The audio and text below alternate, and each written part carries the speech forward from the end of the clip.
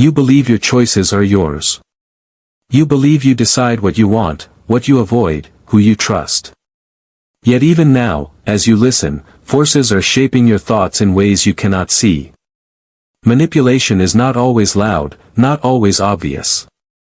It is quiet, invisible, and it works best when you are certain you are free. This is the tension you live inside, the feeling of free will against the reality of hidden control. Every ad, every word from someone close, every cultural script you absorb carries influence you never chose. And the most disturbing part is not how others exploit this, but how your own unconscious does. You are steered not only by outside manipulators, but by the unexamined depths of your own mind. Carl Jung warned that what remains unconscious will rule your life. He spoke of forces inside you, powerful and unseen, shaping every decision while you stay blind to them. Most people never notice this, and that blindness is exactly what makes manipulation so effective. In this video, you will see what Jung called the darkest trick. A trick so subtle you almost never catch it, yet it quietly defines your life. You move through life believing you are in control. You pick your clothes, choose your meals, and decide who to love and who to leave.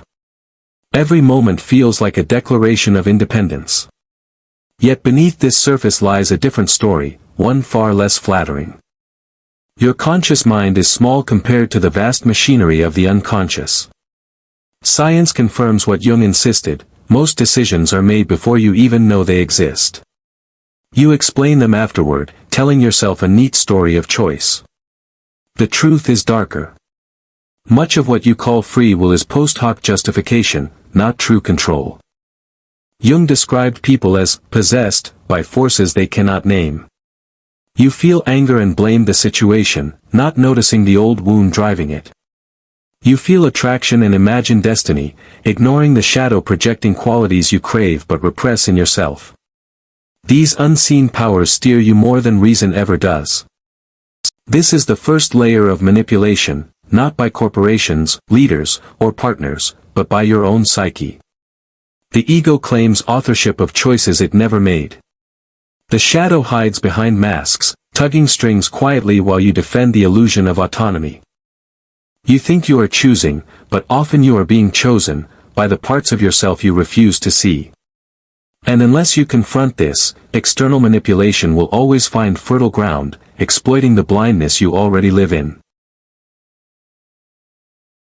Manipulation is not simply persuasion or influence. In psychological terms, it is the art of shaping your thoughts, feelings, or actions without your informed consent. It works by bypassing awareness, slipping beneath reason, and reaching the emotional core where decisions are truly made. Think about how easily fear can override logic. A single suggestion of danger makes you abandon careful thought. Or notice how flattery can soften your guard, making you say yes before you consider the cost. These are not accidents. Manipulators target the unconscious pathways that govern attention and desire. They work with the emotions you cannot fully control. Projection makes the game even more effective. When you attribute your hidden qualities to others, you fail to see how your own shadow is being triggered. You think the other person is arrogant, while it is your repressed ego reacting. You think the other person is seductive, while it is your own denied desire steering the response. The manipulator only nudges. Your psyche supplies the rest. This is the paradox: you feel convinced that you are choosing freely, yet the choice was planted. You were led to the water and believed you were thirsty. You were guided to the answer and believed it was your own insight. That certainty is what makes manipulation so powerful. But what you see so far is only the surface. Behind every tactic, behind every emotional push, there lies a deeper mechanism. One darker, quieter, and far more invisible. Jung warned that unless you uncover this hidden layer, you will always remain vulnerable. And it is to this unseen dimension that we now turn. Carl Jung believed the greatest danger does not come from enemies outside but from the darkness you refuse to face within. He called it the shadow. The shadow is not evil by itself. It is the collection of traits, impulses, and desires you deny, repress, or hide from the world. Yet what you bury does not disappear. It waits. It acts. It manipulates. Ignoring the shadow makes you easy prey. When you refuse to admit envy, it slips out as subtle sabotage. When you deny anger, it leaks through passive aggression. When you dismiss desire, it re-emerges as obsession. The more you insist these forces are not yours, the more control they take. You become vulnerable, not because others deceive you, but because you deceive yourself. Consider the person who prides themselves on being moral and selfless. They condemn selfishness in others, convinced of their virtue. Yet beneath the mask, their hidden desires steer choices, small acts of superiority, subtle ways of controlling others under the guise of goodness. The shadow uses their ideal self-image as camouflage, pulling strings from behind the curtain. This is the terrifying contrast Jung emphasized. You are not only the person you believe you are. You are also what you have banished into the dark.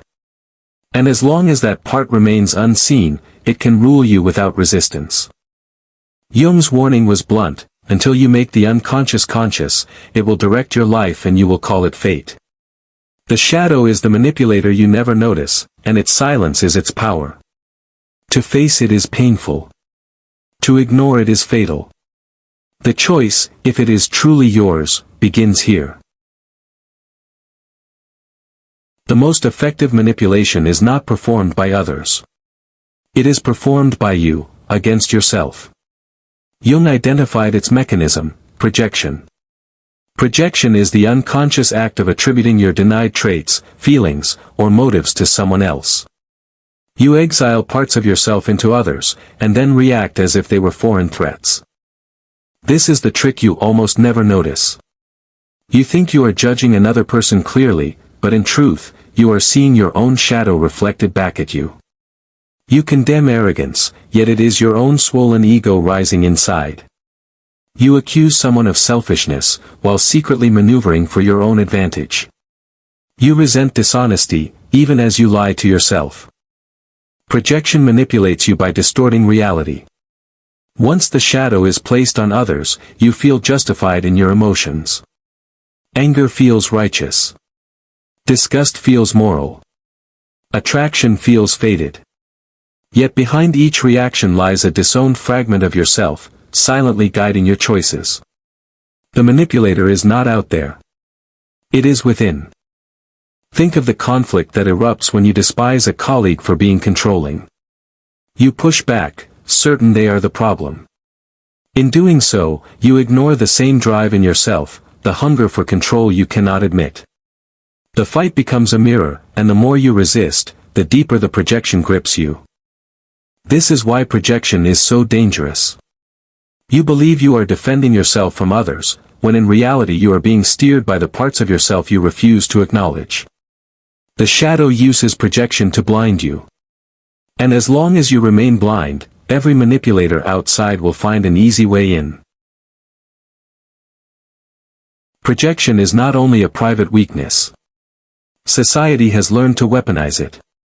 The same unconscious mechanism that blinds you to your own shadow becomes a tool for media, politics, and advertising. They do not need to invent your desires or fears. They only need to mirror what already lives inside you, then guide it toward their own ends. Politicians thrive on projection. They present an enemy, a figure onto whom you can unload your hidden rage and insecurity. You feel righteous, convinced the threat is real. Yet the fear was already in you, waiting to be directed. The enemy may change, but the projection remains. Advertising works the same way with desire. Products are not sold as objects but as vessels for qualities you deny in yourself. Luxury promises status, beauty promises acceptance, technology promises control. You believe you want the product, when what you truly crave is the lost part of yourself projected onto it. Media exploits both fear and desire. Narratives push you to love or hate figures who act as screens for your unconscious traits. You think you are responding to the world, but you are mostly reacting to yourself, reflected back through images carefully arranged. This is the contrast Jung would warn about. You think the manipulation is about them, the enemy, the brand, the story. But it has always been about you, and about the shadow you refuse to face. Until you recognize this, society will keep exploiting the trick you never notice. Nowhere does projection play a more dramatic role than in love. Relationships are supposed to reveal who you are, yet often they only reflect who you refuse to face. Jung observed that intimacy becomes the stage where the shadow performs its most convincing illusions. When you fall in love, you often fall for qualities you have denied in yourself. You admire confidence, warmth, or creativity in the other person because you exiled those traits from your own identity. Attraction feels electric, almost magical, but much of its power comes from encountering your lost pieces in someone else. You think you have found your missing half, when in truth you are looking at your own reflection. Conflict arises from the same trick. What you cannot accept in yourself, you end up resenting in your partner. You accuse them of being selfish, while ignoring your own hunger for control. You judge them as cold, while refusing to admit your fear of vulnerability. The battles of intimacy often disguise inner wars projected outward. This is the paradox of relationships. They promise love, yet they also expose illusion. They offer connection, yet they also trigger resentment. Partners become both companions and mirrors, carrying the shadow you will not carry yourself. For Jung, relationships were never only about romance or comfort. They were arenas where the unconscious reveals itself with brutal honesty. To love another is to wrestle with your own shadow, and to decide whether you will keep projecting, or finally begin to see. If projection is the trick that binds you, then integration is the act that breaks the spell. Jung's solution was not to destroy the shadow, but to face it, claim it, and weave it into conscious life. Freedom does not come from denying the darkness. It comes from owning it. The first step is self-reflection. Ask yourself, what qualities in others trigger me the most? What I hate, resent, or obsess over often reveals what I refuse to admit in myself. The second step is to reclaim these qualities. Instead of saying, they are arrogant, ask, where does my own ego seek dominance? Instead of blaming another's dishonesty, confront your own subtle lies. The third step is radical honesty. It means holding the mirror steady even when the reflection disturbs you. Few attempt this path. Most cling to their illusions, terrified of what they might uncover. But those who do the work discover something astonishing. By integrating the shadow, they are no longer manipulated by it. They stop projecting their fears and desires onto others. Their choices are no longer compulsions disguised as freedom. The reward is authenticity. Decisions align with truth rather than denial. Relationships grow deeper, less clouded by projection. Life becomes less about defense and more about expression. But Jung warned, the journey is demanding. To break the spell, you must walk into the very darkness you have spent your life avoiding. Only then can you claim your freedom. The darkest manipulation trick is not out there, waiting in the hands of some cunning manipulator. It lives within you. Projection, born from the unacknowledged shadow, turns you into your own puppet. You believe you are free, but your judgments, loves, and hatreds are quietly steered by what you refuse to face. This is the danger Jung warned about. Ignore the shadow, and you will remain blind to the strings that guide your choices. You will keep blaming others for what belongs to you. You will keep chasing illusions, thinking they are real. You will keep calling it freedom, while your unconscious decides for you. The challenge is stark. Will you confront your own darkness, or continue to live under its hidden rule? This is not an abstract question. It is a demand placed upon every decision you make, every relationship you enter, every judgment you cast. Jung's words cut through all excuses. Until you make the unconscious conscious, it will rule your life, and you will call it fate. The question is not whether the shadow manipulates you. It already does. The question is whether you have the courage to finally see it. The most effective manipulation is not performed by others. It is performed by you, against yourself. Jung identified its mechanism: projection. Projection is the unconscious act of attributing your denied traits, feelings, or motives to someone else. You exile parts of yourself into others, and then react as if they were foreign threats. This is the trick you almost never notice. You think you are judging another person clearly, but in truth, you are seeing your own shadow reflected back at you. You condemn arrogance, yet it is your own swollen ego rising inside. You accuse someone of selfishness, while secretly maneuvering for your own advantage. You resent dishonesty, even as you lie to yourself. Projection manipulates you by distorting reality. Once the shadow is placed on others, you feel justified in your emotions.